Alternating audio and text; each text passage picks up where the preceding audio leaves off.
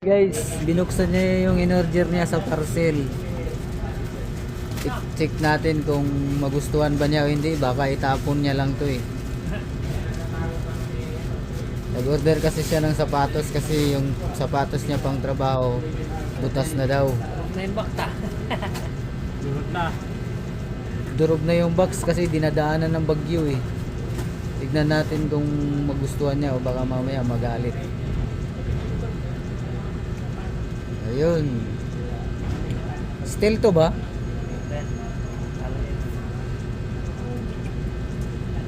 Parang okay naman yung sapatos.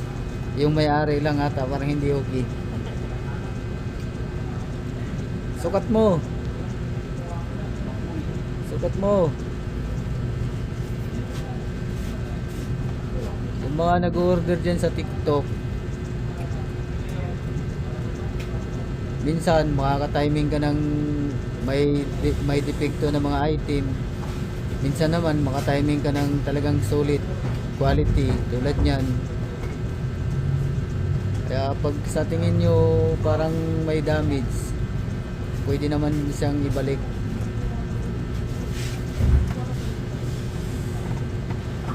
Yan, susukat daw niya kasi baka mamaya hindi kasya.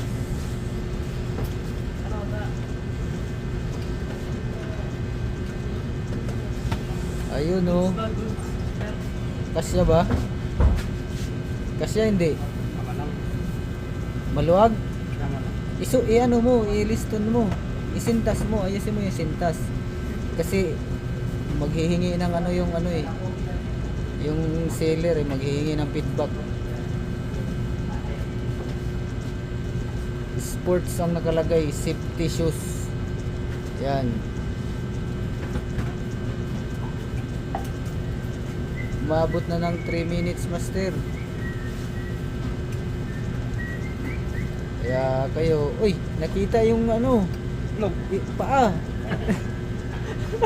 Ipupus ko pa naman to. Ayan. Inaayos niya muna yung sintas kasi Kailangan pag ginamit mo yan, lagyan mo plastic. oo, kailangan pala pag gamitin yan, kailangan nakabalot ng plastic para hindi madumihan. Nakabalot ng plastic yan. Gaganahan lalo si Master magtrabaho Oo. pag bago sa tapos. Mag 0-0 talaga yan. 0-0 talaga yan sa trabaho. Ayan. Ayan guys, so